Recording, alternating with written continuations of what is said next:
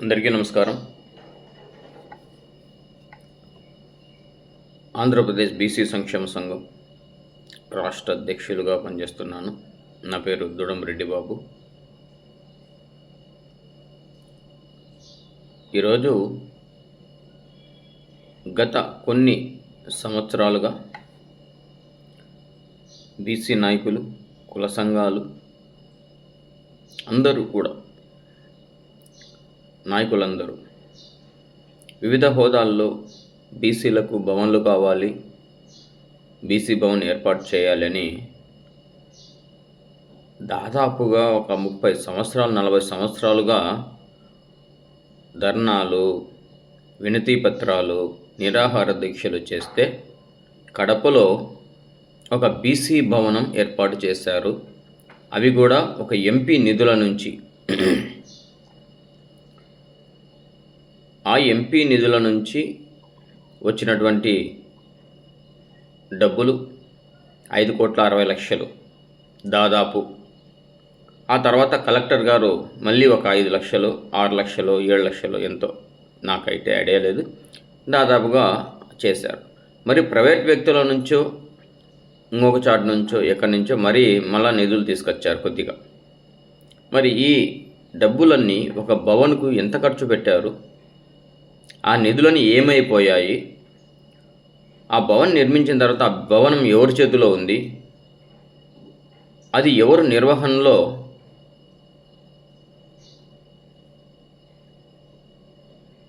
ఆ డబ్బులు ఏ ఖాతాలోకి వెళ్తున్నాయి? ఎవరి ఖాతాలోకి వెళ్తున్నాయి?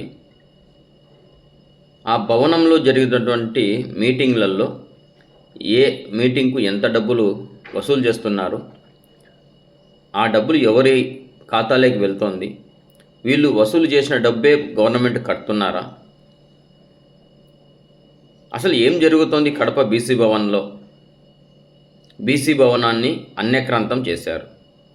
అయితే గత 30-40 సంవత్సరాలుగా యుద్ధాలు, ఫైట్లు చేసి దాదాపు కుస్తీలు బట్టి వాళ్లకు వీళ్ళకాళ్ళు పట్టుకొని కలెక్టర్లను అడుక్కొని బుడుక్కొని బీసీ భవనాన్ని సాధిస్తే, ఈరోజు మధ్యలో వచ్చినటువంటి వ్యక్తులు ఈ బీసీ భవనాన్ని చేతిలో పెట్టుకొని దినచర్యగా వాళ్ళకు ఒక జీతంలాగా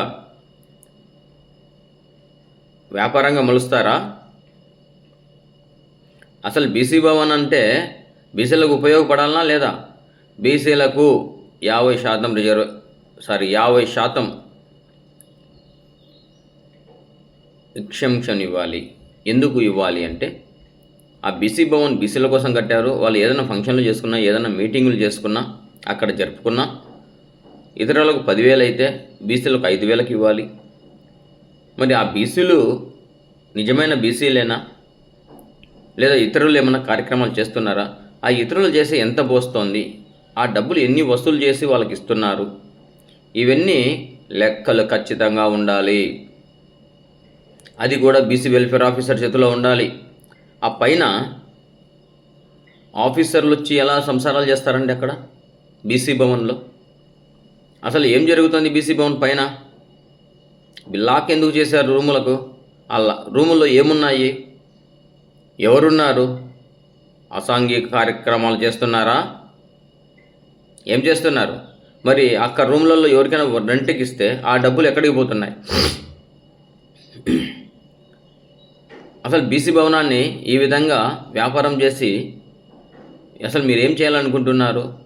వేరే జిల్లాలో కానీ, వేరే మండలంలో కానీ, వేరే నియోజకవర్గంలో కానీ బీసీ భవనాలు కట్టేందుకు ముందుకు వస్తారా? మనకు స్థలాలు కేటాయిస్తారా? నిధులు కేటాయిస్తారా? ఈ విధంగా చేస్తే కొన్ని సంవత్సరాల పోరాట ఫలితమే బీసీ భవన్. మరి దాన్ని మన బీసీలకు ఉపయోగపడేటట్టు, మన జాతికి ఉపయోగపడేటట్లు ఉపయోగించుకోవాల్సిందే తప్ప ఇలాంటి పనులు చేసి ఎందుకు మీరు చెడ్డ పేరు తెస్తున్నారు బీసీ జాతికి, బీసీ కులాలకు? అసలు మీకేం రైట్స్ ఉన్నాయి? మీరు మీ చేతులు ఎందుకు పెట్టుకున్నారు? ప్రైవేట్ వ్యక్తుల పేరు మీద కరెంటు బిల్లు ఎలా వస్తాయండి? ఎందుకు వస్తున్నాయి? కలెక్టర్ గారు, బీసీ వెల్ఫేర్ ఆఫీసర్ గారు, ఎందుకు వస్తాయండి? ప్రైవేట్ వ్యక్తుల పేర్లు కరెంటు బిల్లుల పైన ఎందుకు రావాలి? ఎందుకు వస్తున్నాయి? అంటే భవనం వాళ్ళ చేతుల్లో ఉందా? వాళ్ళు కొనుక్కున్నారా? లేదా లీజుకు తీసుకున్నారా? అసలు ఏం జరుగుతోంది? దీనిపైన ఖచ్చితమైనటువంటి నిర్ణయం తీసుకోవాలి.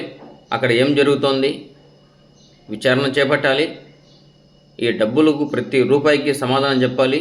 ఈ ఎంపీ నిధులు ఏమయ్యాయి, కలెక్టర్ గారు విడుదల చేసినటువంటి నిధులు ఏమయ్యాయి, వీటికి ఖచ్చితమైన సమాధానం చెప్పాలి. అన్ని కోట్ల రూపాయలు ఆ భవనానికి ఖర్చు అవుతుందా? 5,60,00,000 శాంక్షన్ కాకుండా మిగతా డబ్బులు కూడా, మిగతా వేరే వచ్చిన ఫండ్స్ కూడా ఆ భవనానికి ఖర్చు పెట్టారా? ఒక బిల్డర్ను పిలిపిస్తాం, ఎంత ఖర్చు అవుతుందో చూపిద్దాం, ఎక్కడికి పోయే నిధులు మింగేశారా అని ప్రజలు, బీసీ వీళ్ళు కూడా, నేను బీసీని అయ్యి ఉండి ఒక రాష్ట్ర అధ్యక్షుడిగా మిమ్మల్ని ప్రశ్నిస్తున్నా. ఖచ్చితంగా లెక్కలు తేలాల్సిందే. అంతేకాదు, ఒక మహిళ గర్ల్స్ హాస్టల్లో వాళ్ళకు అక్కడ భవనం సరిగ్గా లేదు, అది కూలిపోయే స్థాయిలో ఉంది, అక్కడ సరైన వసతులు లేవు. వాళ్లకు మన బీసీ భవన్లో ఇచ్చేందుకు మీకు ఎందుకంటే నష్టం, ఇబ్బంది? ఏం మీ ఇంట్లో పెట్టుకుంటున్నారా? మీ ఇంట్లోనే పెట్టుకుంటున్నారా? బీసీ భవన్లో ఆ హాస్టల్లో నడుపుకొనివ్వండి కొద్ది కాలం. వాళ్లకు మళ్ళీ కొత్త బిల్డింగ్ దొరికేంత వరకు మీకేంటి నష్టం? మీరెవరు అడ్డపుల్ల వేసేదానికి? కలెక్టర్ గారు వాళ్ళెవరండి అడ్డుకట్ట వేసేదానికి? నిర్ణయం మీరు తీసుకోండి. ఒకవేళ లేకపోతే ఇంతవరకు కూలిపోయే భవనంలో హాస్టల్ ఎందుకు నడుపుతున్నారు బీసీ వెల్ఫేర్ ఆఫీసర్ గారు? ఇంతకాలం ఏం